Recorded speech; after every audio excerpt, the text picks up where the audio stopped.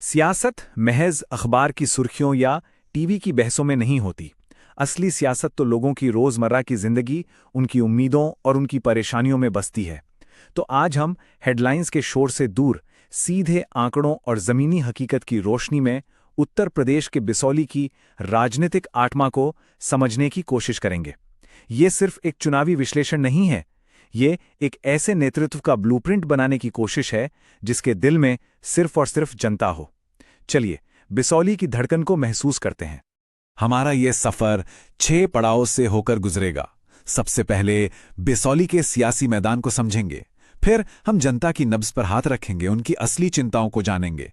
इसके बाद चुनावी आंकड़ों की चीर-फाड़ करेंगे, उस जनादेश के पीछे की कहानी को समझेंगे और फिर इन सारी जानकारियों की बुनियाद पर गवर्नेंस यानी शासन का एक ठोस रोडमैप तैयार करेंगे, जिससे एक जन केंद्रित नेतृत्व की राह खुल सके। तो चलिए कहानी शुरू करते हैं। हम बात कर रहे हैं उत्तर प्रदेश के बदायूं जिले की बिसौली विधानसभा सीट की। ये वो सियासी अखाड़ा है जहां हार और जीत का फैसला अक्सर एक धागे जितने बारीक अंतर से होता है। देखिए, बिसौली सिर्फ एक विधानसभा क्षेत्र नहीं है, ये पूरे उत्तर प्रदेश की पेचीदा सियासत का एक आईना है। यहां जो सियासी हलचल होती है उसकी गूंज दूर राजधानी तक सुनाई देती है। ये सिर्फ एक नंबर नहीं है, ये 2022 के चुनाव में जीत और हार के बीच का फासला था।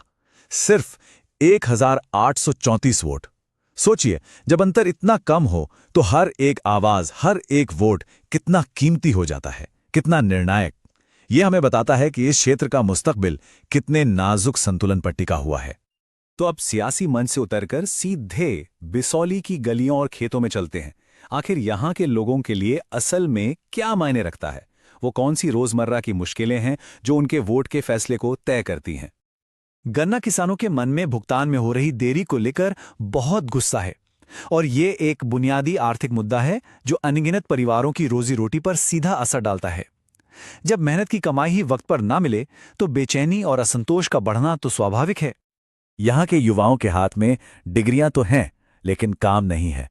ये बेरोजगारी एक बहुत बड़ी चुनौती बन चुकी है। इसी वजह से नौजवान अपने घर, अपने गांव छोड़कर शहरों की तरफ जाने को मजबूर हैं, और नतीजा, ये इलाका अपनी सबसे कीमती दौलत यानी अपनी अगली पीढ़ी की ऊर्जा और काबिलियत को खो रहा है। खासकर दूर दराज के गांवों में चले जाइए, आज भी टूटी सड़कें, सिंचाई के लिए तरसते खेत और टिमटिमाती बिजली एक कड़वी सच्चाई है। ये वो बुनियादी जरूरतें हैं जिनके बिना विकास का कोई भी वादा खोखला ही लगता है।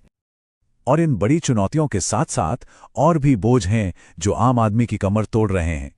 आसमान छूती महंगाई, अच्छे स्कूल और अस्पताल के लिए जद्दोजहद, और इन सब के ऊपर समाज में महसूस होने वाला जातिगत भेदभाव का दंश।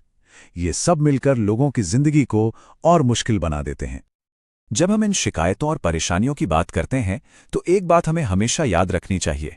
हमारी हर बातचीत, हमारी हर सार्वजनिक बहस हमारे संविधान में दिए गए मानवीय गरिमा के मूल्य पर आधारित होनी चाहिए। यही एक जिम्मेदार लोकतंत्र की असली पहचान है, जहां हम मुद्दों पर लड़ते हैं, एक दूसरे से नहीं। अच्छा, तो अब तक हमने लोगों की भावनाओं को समझा। अब वक्त है इन बातों को आंकड़ों की कसौटी पर कसने का। चलिए, पिछले चुनावों के ठोस आंकड़ों में गोता लगाते हैं और देखते हैं कि वो हमें क्या कहानी बताते हैं। इन आंकड़ों को देखिए जरा। ये बिसौली के सियासी नब्ज की ईसीजी रिपोर्ट की तरह है। 2012 में समाजवादी पार्टी को एक तरफा जीत मिली, करीब 43,000 वोटों के भारी अंतर से। फिर आया 2017 और देखिए, पासा पूरी तरह से पलट गया। भाजपा ने 10,000 से ज्यादा वोटों से बाजी मार ली। और फिर 2022, मुकाबला इतना करीबी कि सांसें थम जाएं। सपा ने महज 1834 वोटों से वापसी की। ये किसी रोलर कोस्टर राइड से कम नहीं है। और ये चार्ट 2022 की उस कांटे की टक्कर की कहानी को और भी साफ कर देता है। समाजवादी पार्टी ने 2017 की हार से उबरते हुए अपना वोट शेयर बढ़ाया, जबकि भाजपा के समर्थन में एक मामूली सी गिरावट आई। और राजनीति में कभी-कभी यही छोटा सा बदलाव तख्ता पलट करने के लिए काफी होता है। तो अब तक हमने देखा कि क्या हुआ, अब हम इससे आगे बढ़कर क्यों हुआ इसकी खोज करेंगे।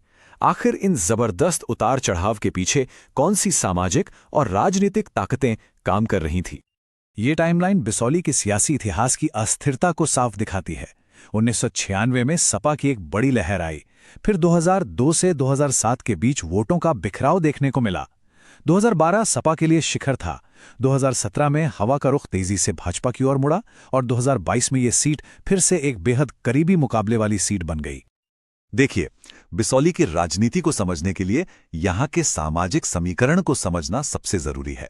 यहां जीत की चाबी मुख्य रूप से अनुसूचित जाति, खासकर जाटव समुदाय और यादव समुदाय के वोटों में छुपी है। जो भी पार्टी इन दो बड़े समूहों को अपने साथ मजबूती से जोड़ने में कामयाब हो जाती है और साथ ही दूसरे समुदायों से भी वोट खींच लेती है, उसका परिणाम भारी हो जाता है। यहां निष्ठा में जरा सा भी बदलाव पूरे खेल को पलट कर रख सकता है। ठीक है, तो हमने समस्या की पड़ताल कर ली। अब समाधान की ओर बढ़ते हैं। अब हम एक साफ, एक्शन लेने लायक फ्रेमवर्क तैयार करते हैं जो किसी भी नेता को असरदार तरीके से चुनाव जीतने और फिर शासन करने में मदद कर सकता है। यही सबसे बड़ा सवाल है जो हमारी आगे की रणनीति को दिशा देगा। जब जीत का अंतर इतना कम हो तो विश्वास बनाना और उसे लगातार बनाए रखना ही सबसे बड़ी चुनौती है। तो इसका हल क्या है? इसका जवाब एक 4 आयामी रणनीति में है, जिसे हम चतुर्मुख सिद्धांत कह सकते हैं। पहला स्तंभ, सामाजिक न्याय के जरिए अपने कोर वोट बैंक को एकजुट और मजबूत रखना। दूसरा स्तंभ, स्थानीय विकास के मुद्दों को अपनी राजनीति का केंद्र बनाना। तीसरा स्तंभ, गांव-गांव, घर-घर जाकर लोगों से सीधा संवाद, सीधा संपर्क साधना। और चौथा और बहुत जरूरी स्तंभ, डिजिटल माध्यमों का इस्तेमाल करके युवाओं के साथ एक मजबूत रिश्ता बनाना।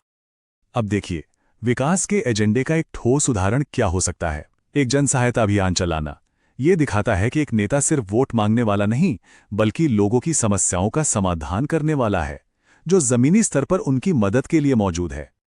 तो अब हम अपनी चर्चा को सिर्फ चुनावी रणनीति से ऊपर उठाकर लोक सेवा और जिम्मेदार नेतृत्व के ऊंचे मकसद तक ले जाते हैं। ये बात हमेशा याद रखनी चाहिए, असली काम चुनाव जीतने के बाद शुरू होता है। जनादेश कोई इनाम नहीं है, ये एक जिम्मेदारी है जिसे हर रोज अपने काम से, अपनी सेवा से कमाना पड़ता है। और विश्वास बनाने की इस पूरी प्रक्रिया में एक और सिद्धांत बेहद जरूरी है। आज के डिजिटल दौर में जनता से जुड़ा हर डेटा, चाहे वो उनसे संपर्क करने के लिए हो या सरकारी योजनाओं के लिए, उसका इस्तेमाल पूरी सहमति और उनकी निजता यानी प्राइवेसी के सम्मान के साथ होना चाहिए। ये एक भरोसेमंद रिश्ते की पहली और सबसे जरूरी शर्त है। बिसौली की ये कहानी हमें सिखाती है कि जब हम डेटा को जमीनी हकीकत से जोड़ते हैं तो एक बेहतर भविष्य का नक्शा बनाया जा सकता है।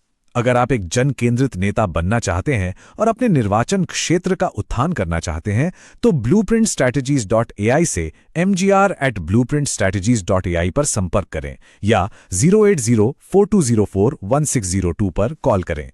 राजनीति से परे उद्देश्य।